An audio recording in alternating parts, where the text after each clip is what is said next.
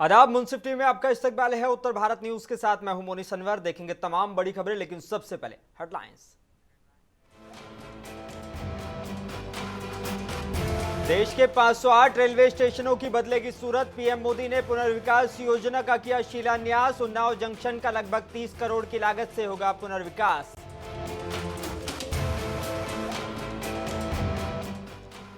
अमरोहा में भाजपा पार्टी के नारे पर सांसद दानिश अली ने जताया विरोध। बोले भाजपा का नहीं सरकारी कार्यक्रम है।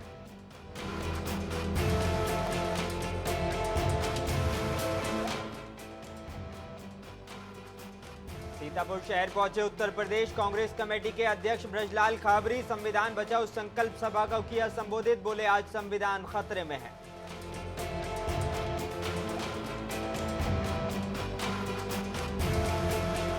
और उत्तर प्रदेश के फिरोजाबाद में दारोगा दिनेश मिश्रा हत्याकांड का पुलिस ने 36 घंटे में किया खुलासा। नौकर धीरज ने ही की थी दारोगा की हत्या। 2 महीने से दारोगा ने नहीं दिया था वेतन। आइए बुलेटिन की शुरुआत करेंगे कुछ अहम और बड़ी खबरों के साथ। आज पीएम मोदी ने अमृत भारत स्टेशन योजना के तहत देश भर के 508 रेलवे स्टेशन के पुनर्विकास योजना का शिलान्यास किया, जिसके तहत उन्नाव जंक्शन का लगभग 29 करोड़ रुपए की लागत से या 30 करोड़ रुपए की लागत से पुनर्विकास होगा।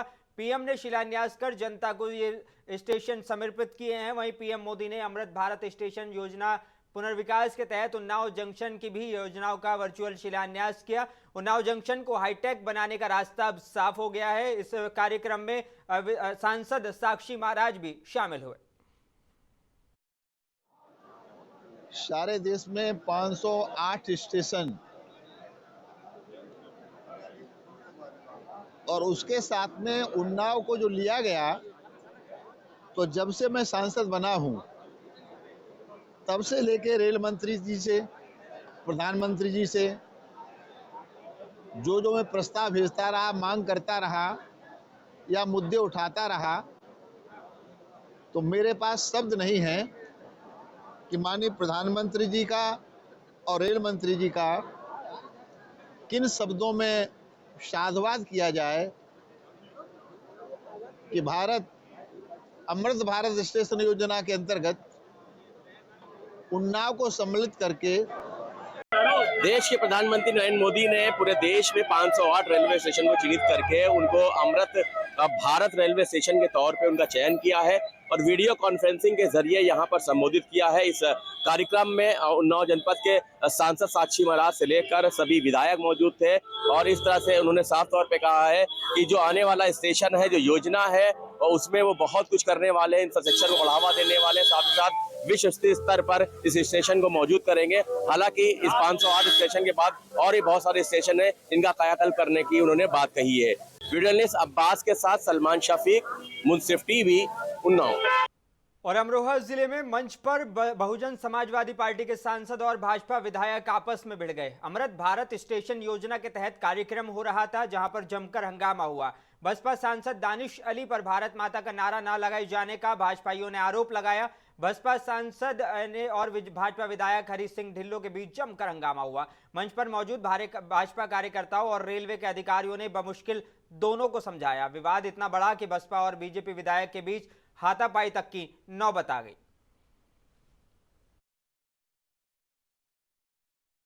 हमारे पिछले 4 साल के अथक प्रयासों से मेरी लोकसभा क्षेत्र के 2 स्टेशन अमरोहा और गजरौला जो है वो रिवैम्प योजना में शामिल किए गए हैं, जिनका शिलान्यास आज किया गया। मैं उस कार्यक्रम में भाग लेने के लिए पहले गजरौला गया और बाद में अमरोहा आया, क्योंकि दोनों स्टेशन को रिवैम्प कराने के लिए मैंने लोकसभा में भी उठाया था और माननीय रेल मंत्री जी से मिलकर भी जबरदस्ती आप जो है हर किसी को वो करेंगे।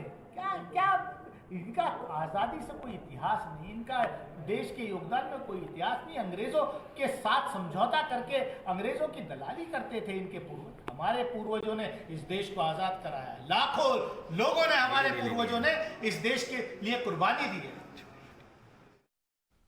और पीएम मोदी ने अमृत भारत योजना के तहत देश के 508 रेलवे स्टेशनों का कायाकल्प कार्यक्रम का वर्चुअली शुभारंभ किया। आपको बता दें कि देश के 508 रेलवे स्टेशनों का अमृत भारत योजना के तहत कायाकल्प किया जाएगा, जिसमें लगभग 25,000 करोड़ रुपए का खर्च होगा, जिसके लिए उत्तर प्रदेश के भी 55 स्टेशनों को चयनित किया गया है, जिसमें जिला संभल के चंदौसी के रेलवे स्टेशन को भी सम्मिलित किया गया है। आज देश के प्रधानमंत्री नरेंद्र मोदी ने इस कार्यक्रम का शुभारंभ वीडियो कॉन्फ्रेंसिंग के जरिए किया, जिसके लिए चयनित सभी रेलवे स्टेशनों पर कार्यक्रम का आयोजन किया गया। इस अवसर पर जनपद संभल की चंदौसी स्थित रेलवे स्टेशन पर भी एक कार्यक्रम का आयोजन किया गया, जिसमें जनपद के जिलाधिकारी मनीष बंसल, पुलिस अधीक्षक कुलदीप सिंह और कुलदीप सिंह उपस्थित रहे। में प्रधानमंत्री जी के द्वारा आज 508 रेलवे स्टेशंस को आधुनिकीकरण के लिए उनका शुरुआत की गई है, जिसके अंतर्गत लगभग 25,000 करोड़ रुपए की लागत से ये कार्य करवाया जाएगा। उसका आज शिलान्यास किया गया है। उसी के तहत यूपी के 55 और उसमें चंदौसी रेलवे स्टेशन संभल जनपद का भी एक है, जिसका नवीनीकरण किया जाएगा, आधुनिकीकरण किया जाएगा। ये हमारे जनपद संभल के सभी नागरिकों के लिए बहुत ही खुशी का एक अवसर है, क्योंकि इससे रेलवे विभाग की जो सेवाएं हैं और जो सुविधाएं हैं वो लोगों के नागरिकों को और भी बेहतर तरीके से मिलेंगी। एक सुंदर स्वच्छ रेलवे स्टेशन मिलेगा, जहां पे सभी अच्छी सुविधाएं जो एक नागरिक चाहता है वो उनको सबको मिलेंगी। और आज देश में अलग अलग हिस्से में चयनित मॉडल रेलवे स्टेशनों को और विकसित करने और सभी सुविधाओं से लैस करने के लिए प्रधानमंत्री नरेंद्र मोदी ने वर्चुअल शिलान्यास समारोह किया। इस कड़ी में आज देवरिया सदर रेलवे स्टेशन का भी पीएम मोदी ने वर्चुअल शिलान्यास किया, जिसमें सदर रेलवे स्टेशन पर 61 करोड़ रुपए खर्च किए जाएंगे। इस कार्यक्रम में सदर सांसद डॉक्टर रमापति राम त्रिपाठी, उत्तर प्रदेश सरकार के राज्य मंत्री विजय लक्ष्मी गौतम, रामपुर कारखाना विधायक सुरेंद्र चौरसिया, जिलाधिकारी अखंड प्रताप सिंह, पुलिस अधीक्षक संकल्प शर्मा समेत बीजेपी के पदाधिकारी और कार्यकर्ता मौजूद रहे। देवरिया रेलवे स्टेशन भी जो देश भर में 508 रेलवे स्टेशन का चयन हुआ है, उसमें देवरिया का भी कायाकल्प होने जा रहा है और आने वाले समय में देवरिया एक सुंदर एक मॉडल बनेगा यहाँ का जो रेलवे स्टेशन है। अभी आपने सुना ही है, सारी सुविधाएं जो स्लेटर होता है चढ़ने वाली सीढ़ी से लेकर आधुनिक, अब यहाँ पे जो बिल्डिंगें हैं वो आधुनिक हो जाएंगी, यहाँ पे पार्किंग की व्यवस्था हो जाएगी, यहाँ लोगों के लिए विश्रामालय बन जाएगा। तमाम जो रेलवे में अच्छी सुविधाएं हो सकती हैं वो सब देवरिया को मिलने जा रही है। और कानपुर जिले में अमृत भारत योजना के अंतर्गत देश के प्रधानमंत्री नरेंद्र मोदी ने 508 स्टेशनों का पुनर्विकास की आधारशिला आज रखी। आज सुबह 11 बजे पीएम मोदी ने वर्चुअल वीडियो कॉन्फ्रेंसिंग के माध्यम से स्टेशनों के कायाकल्प किया। 24,470 करोड़ रुपए की इन स्टेशनों का पुनर्विकास किया गया है। उत्तर प्रदेश के 55 स्टेशनों का भी कायाकल्प हुआ है। वहीं कानपुर सेंट्रल रेलवे स्टेशन पर 825 करोड़ रुपए का बजट मिला है। Govindpuri station, Panki Dham station, Anwarganj station का भी कायाकल्प होगा। वहीं आने वाले वक्त में यात्रियों की सहूलियत के लिए स्टेशनों पर shopping mall, food plaza, children play area जैसी कई सुविधाएं मिलेंगी।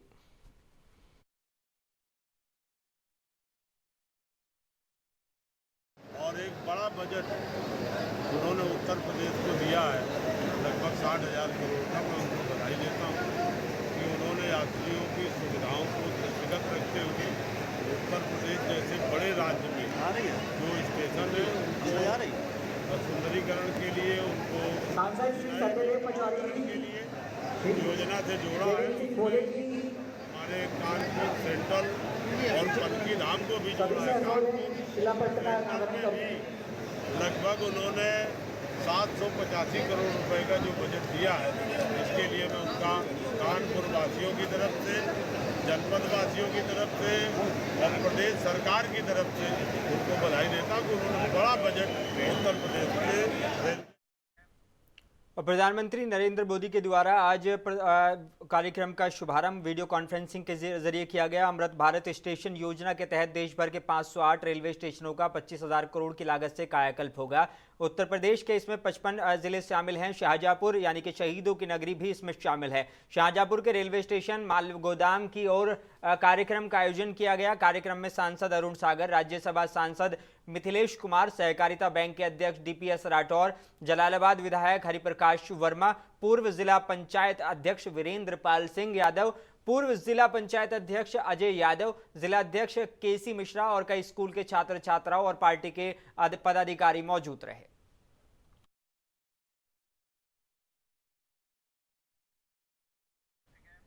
और उत्तर प्रदेश के जिला रामपुर में भी यात्रियों को सुविधाएं देने के लिए प्रदेश के प्रधानमंत्री नरेंद्र मोदी ने अमृत भारत योजना के तहत रेलवे स्टेशनों का आधुनिकीकरण और सौंदर्यीकरण के लिए आज जो है उसका शिलान्यास किया है। और इसमें चयनित रेलवे स्टेशनों का ऑनलाइन वर्चुअल शिलान्यास किया गया, जिसमें रामपुर रेलवे स्टेशन का शिलान्यास शामिल रहा। इसको लेकर भाजपा के रामपुर से सांसद घनश्याम सिंह लोधी ने कहा कि प्रधानमंत्री नरेंद्र मोदी और रेल मंत्री ने छोटे से निवेदन पर इतना बड़ा काम रामपुर को दिया है, उनका धन्यवाद। निवेदन पर ये इतना बड़ा काम हमारे रामपुर को दिया है और मैं समझता हूँ ये रामपुर को बहुत आवश्यकता थी, क्योंकि ना तो कोई प्लेटफार्म, बहुत हमारे 1-2 प्लेटफार्म है, तो बड़ा इधर से उधर जाना पड़ता था यात्रियों को, तो बड़ी असुविधा की व्यवस्था बनी हुई थी। लेकिन माननीय मोदी जी ने हम लोगों की ये तरफ देखा और इतना बड़ा काम हमें दिया है, तो रामपुर वालों को भी बहुत बहुत बधाई और माननीय मोदी जी को भी बहुत बहुत बधाई और हमारे जो रेल मंत्री हैं उनको भी बहुत बहुत बधाई, क्योंकि रामपुर वालों के प्रयास से ये मिला है। रामपुर वालों ने अगर मुझे सांसद नहीं बनाया होता तो रेलवे स्टेशन जैसा पहले था वैसे ही रहता लगभग, तो उससे खुश होकर आज माननीय मोदी जी ने रामपुर को ये तोहफा दिया है। सभी को बहुत बहुत अमृत भारत स्टेशन योजना के अंतर्गत होने वाले 508 रेलवे स्टेशनों के पुनर्विकास का शिलान्यास के दौरान नजीबाबाद रेलवे स्टेशन का प्रधानमंत्री नरेंद्र मोदी ने वीडियो कॉन्फ्रेंसिंग के माध्यम से शिलान्यास किया। इस दौरान भाजपा के वरिष्ठ नेता कार्यक्रम में शामिल रहे। साथ ही रेलवे द्वारा आयोजित विभिन्न प्रतियोगिताओं में प्रतिभागियों को मेडल देकर सम्मानित किया गया। और बाराबंकी में भी अमृत भारत स्टेशन योजना के तहत 33 करोड़ रुपए खर्च कर बाराबंकी रेलवे स्टेशन को हाईटेक बनाया जाएगा। प्रधानमंत्री नरेंद्र मोदी ने आज इसका वर्चुअल शिलान्यास किया। प्रधानमंत्री के कार्यक्रम को लेकर रेलवे स्टेशन पर खास इंतजाम किए गए थे। कार्यक्रम में बीजेपी सांसद उपेंद्र सिंह रावत, जिलाध्यक्ष समेत तमाम बीजेपी नेता और रेलवे के अधिकारी मौजूद थे। रेलवे स्टेशन मैदान में जहां पर कार्यक्रम का पंडाल लगाया गया था, उससे चंद कदम की दूरी पर जलभराव, गंदगी और नालियां भरी हुई थी, जिसे देखकर ये लग रहा था कि यहां पर साफ सफाई की व्यवस्था पूरी तरह बदहाल है और कार्यक्रम को लेकर भी साफ सफाई करने की जहमत नहीं उठाई गई। इस बारे में जब चीफ इंजीनियर सुरेश कुमार सप्रा से बात की गई तो उन्होंने कहा कि जो भी उचित होगा कार्रवाई की जाएगी।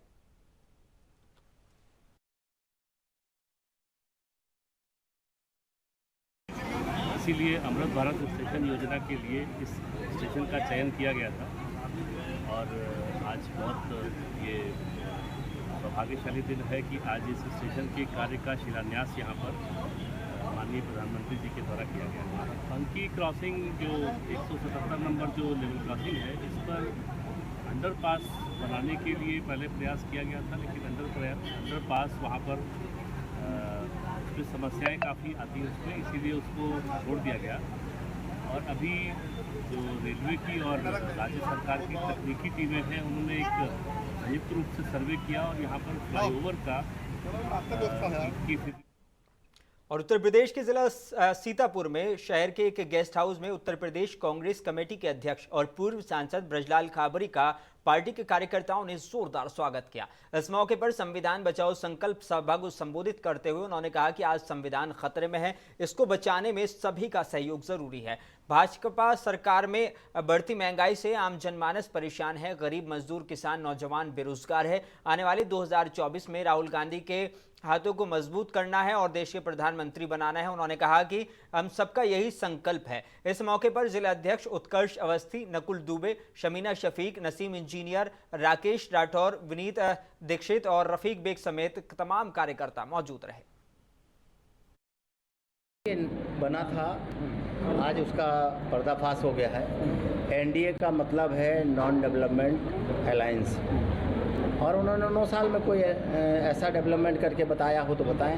100 स्मार्ट सिटी की बात कही थी, एक भी बता दो आप। हो सकता है आपका सीतापुर हो गया हो, हमें नहीं पता है, आज देख लेंगे। जो जो उन्होंने वायदे किए हैं 2014 से लेके आज तक, उनमें आप कोई एक गिना दीजिए। जैसे अभी बहुत अच्छी उनकी योजना चल रही है,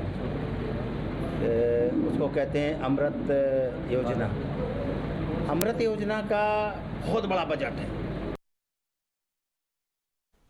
और अम्बेडकर नगर में जिला मुख्यालय पर स्थित राजकीय गेस्ट हाउस में निषाद पार्टी के प्रदेश अध्यक्ष रविंद्र मणि निषाद ने पार्टी के स्थापना दिवस के मौके पर पत्रकारों से वार्ता की। इस दौरान उन्होंने लखनऊ में निषाद समाज पार्टी के बैनर तले होने वाले कार्यक्रम में भीड़ जुटाने की रणनीति पर कार्यकर्ताओं के साथ बैठक की। रविंद्र मणि निषाद ने कहा कि उत्तर प्रदेश के 37 जिलों में निषाद वोटरों का बड़ा प्रभाव है। एनडीए सरकार ने निषाद समाज को भरपूर प्यार और सम्मान दिया है।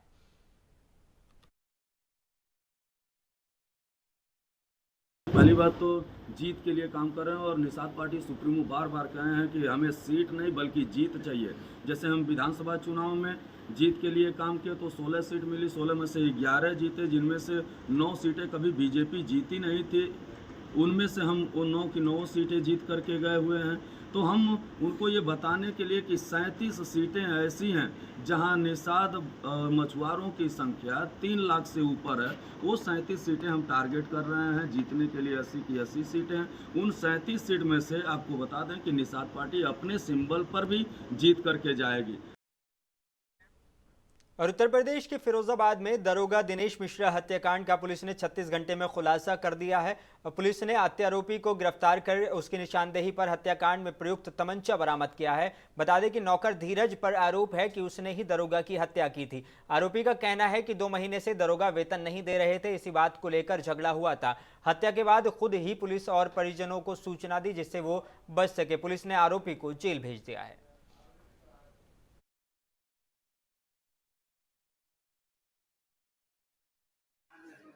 और मैं समझता हूँ कि फिरोजाबाद पुलिस के लिए रिसेंट टाइम्स में one of the most challenges वाली ये घटना कारित की गई थी।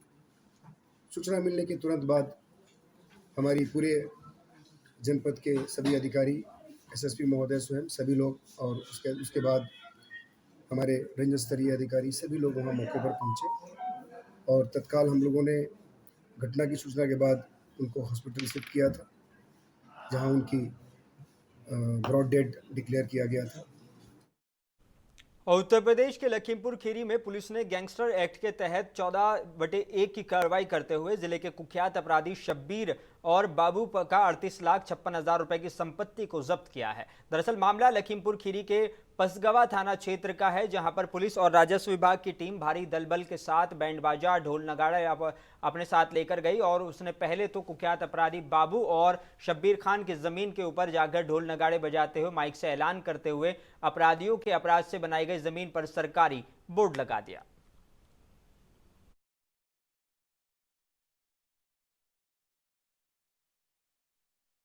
थाना पसगवा अंतर्गत 2 कुख्यात अपराधी शब्बीर खां और बाबू खां, जिनका कृत्य लोगों के ज़मीन पर कब्जा करना और बेदखल करना, उसको बेच देना, इस तरह की इनकी जो है हरकतें थीं, जिस पे इनके कई मुकदमे थे। इसके तहत गैंगस्टर एक्ट की कार्रवाई इन पर की गई।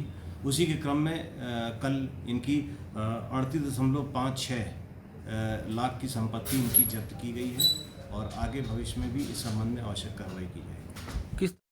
लखीमपुर खीरी शहर के बाईपास स्थित हाईवे हॉस्पिटल में 9 दिनों से अपनी बेटी के फोड़े का इलाज करा रहे पीड़ित के पिता जब्बार ने हाईवे हॉस्पिटल के डॉक्टरों पर बिना रसीद दिए 95,000 रुपए वसूलने का आरोप लगाया है। पीड़ित पिता ने सदर कोतवाली पहुंचकर मामले की शिकायत पुलिस से की है। हाईवे हॉस्पिटल के ऑर्थो डॉक्टर अनिल वर्मा पर आरोप है कि उसने फोड़े का ऑपरेशन किया, जिसके बाद फोड़े से ग्रसित बच्ची की ब्लीडिंग नहीं रुक रही थी, जबकि फोड़े के इलाज के लिए 9 दिन तक हॉस्पिटल में भर्ती रखा गया। इलाज के नाम पर मरीज के पिता से 95,000 रुपए वसूले गए, जिसकी कोई रसीद भी पिता को नहीं दी गई। 95,000 वसूलने के बाद मरीज को लखनऊ रेफर कर दिया। ब्लड चढ़ाने के नाम पर मरीज को 2 यूनिट ब्लड बेचने का भी हॉस्पिटल के डॉक्टर पर आरोप लगा है। पीड़ित मरीज को लखनऊ रेफर करने के बाद मरीज जिंदगी और मौत से जूझ रही है। शिकायत प्राप्त हुई जो कि हाईवे हॉस्पिटल के नाम से है।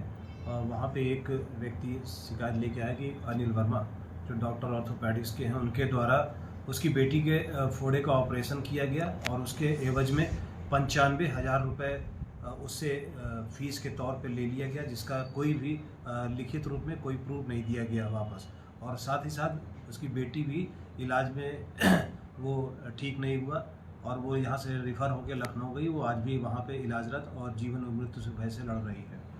इसको और पीलीभीत के तहसील पुरनपुर क्षेत्र के ट्रांस शारदा क्षेत्र के अंतर्गत ग्राम मोरेनिया गांधीनगर में अमन चिल्ड्रन पब्लिक स्कूल से सामने एक वीडियो आया जहां पर स्कूल प्रबंधन द्वारा बच्चों को दी गई किताबों में एमआरपी के दो स्टिकर लगे हैं और उन किताबों पर प्लास्टिक की पन्नी चढ़ी हुई है। आपको बता दें कि अभिभावकों ने मीडिया कर्मियों की टीम के सामने 270 रुपये एमआरपी वाली किताब पर लगे स्टिकर को खुरचा तो उसके नीचे से 190 रुपये का एमआरपी लिखा हुआ था। सभी किताबों का यही हाल था, जबकि कॉपी किताबों पर 30 से 40% डिस्काउंट मिलना चाहिए, लेकिन यहां तो उल्टी गंगा बह रही है। अभिभावकों ने अमन चिल्ड्रन पब्लिक स्कूल के संचालक पर मनमानी करने का आरोप लगाया है।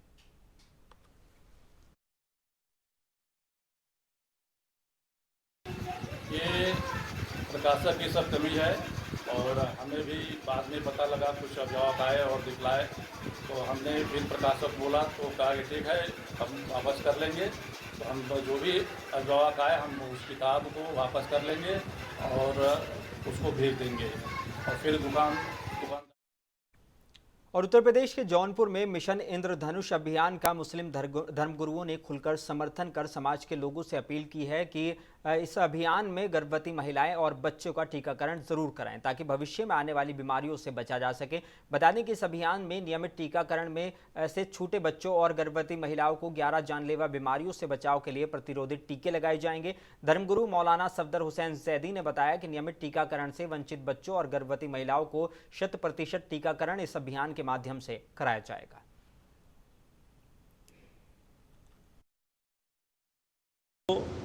इंद्रधनुष योजना टीकाकरण योजना के सिलसिले में जागरूक करने का एक बहुत बड़ा प्रोग्राम आयोजित किया गया ताकि लोग भारत सरकार की, मोदी सरकार और उत्तर प्रदेश सरकार, योगी सरकार की इस अहम सेहत और स्वास्थ्य से जुड़ी हुई नीतियों से फ़ायदा उठा सकें, इसीलिए यहाँ प्रोग्राम किया गया है। ये टीकाकरण कल सुबह 7 बजे से शुरू हो जाएगा और लगता रहेगा शाम तक। तमाम वो बच्चे जो 5 साल के अंदर के हैं उन तमाम बच्चों को ये टीका लगेगा। महाराजगंज जिले के नौतनवा थाना क्षेत्र के बाबू पैसिया में एक गोदाम में ट्रक से स्टीम चावल उतारा जा रहा था। सूचना पर पहुंचे नायब तहसीलदार नौतनवा सौरभ श्रीवास्तव और उनकी संयुक्त टीम के द्वारा ट्रक से गोदाम से ले जा रहे 600 बोरी स्टीम चावल की जांच की गई और जरूरी दस्तावेज देखे गए। वहीं कैलाश नामक व्यक्ति निवासी ककरवा थाना मोहाना जनपद सिद्धार्थनगर से लिखित बयान लिया गया है। वहीं कैलाश ने बताया कि चावल रायबरेली से मंगाया गया है और बाबू पैसिया गोदाम पर उतारा जा रहा था, जिसका दस्तावेज दिखाया गया है। वहीं संबंध में नायब तहसीलदार सौरभ श्रीवास्तव ने बताया कि सूचना मिलने पर ट्रक और गोदाम की जांच की गई, जिसमें जरूरी दस्तावेज देखे गए हैं। दस्तावेज की जांच की जा रही है। और उत्तर प्रदेश के महाराजगंज जिले के पनियारा थाना क्षेत्र के ब्लॉक मुख्यालय के सामने आज एक पंचायत कर्मचारी ने नौकरी से निकाले जाने से आहत होकर आत्मदाह करने की कोशिश की, जिसे लोगों ने पकड़कर पुलिस को सौंप दिया। पुलिस उसे थाने ले आई और जांच में जुटी हुई है। सूचना मिली कि आज सुबह 6:40 के आसपास करीब ब्लॉक गेट के सामने उदयभान नामक एक व्यक्ति ने अपने शरीर में आग लगाने के लिए पेट्रोल छिड़क लिया था, जिस पर मौजूद वहाँ लोगों ने उसको पकड़ लिया और पुलिस को खबर दी। मौके पर पुलिस पहुंची।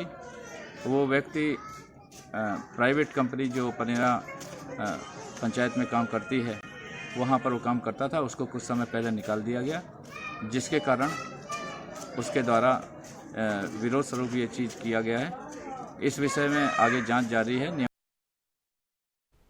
और उत्तर प्रदेश उद्योग व्यापार प्रतिनिधि मंडल के प्रांतीय अध्यक्ष बनवारी कच्छल ने एक प्रेस वार्ता की और उन्होंने बताया कि 23 जुलाई 2023 को हाथरस में आयोजित प्रदेश कार्य समिति की बैठक के निर्णय के अनुसार ऑनलाइन ट्रेडिंग के विरोध में 12 सितंबर 2023 को प्रदेश के सभी जिला मुख्यालय, तहसील मुख्यालय, नगरपालिका मुख्यालय, नगर पंचायत मुख्यालय पर ऑनलाइन ट्रेडिंग का शहर के प्रमुख चौराहों पर पुतला दहन किया जाएगा और 21 नवंबर 2023 को ऑनलाइन ट्रेडिंग के विरोध में पूरे प्रदेश में बंद रखकर प्रधानमंत्री और मुख्यमंत्री को ज्ञापन भेजे जाएंगे।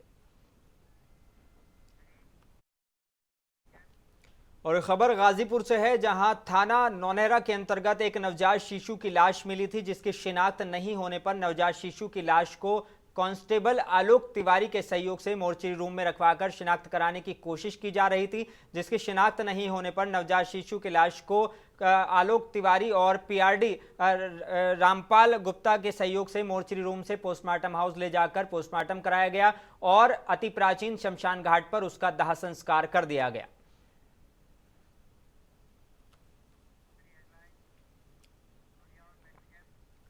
और आखिर में एक बार फिर नजर डालेंगे हेडलाइंस पर।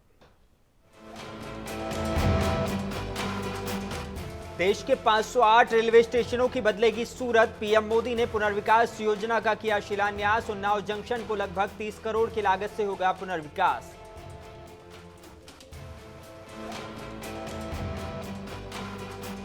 अमरोहा में पार्टी के नारे पर सांसद दानिश अली ने किया विरोध। बोले भाजपा का नहीं सरकारी कार्यक्रम है।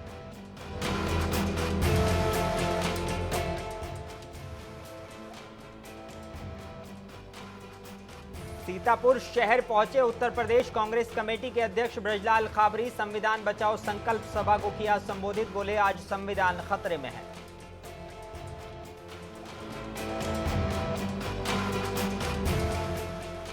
उत्तर प्रदेश के फिरोजाबाद में दरोगा दिनेश मिश्रा हत्याकांड का पुलिस ने 36 घंटे में किया खुलासा।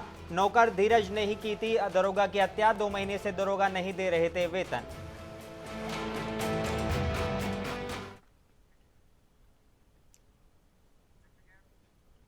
और आखिर में एक बार फिर बुलेटिन में बस इतना ही। अपने मेजबान मोनी सनवर को दीजिए इजाजत। आप बने रहिए मुंसिफ टीवी के साथ।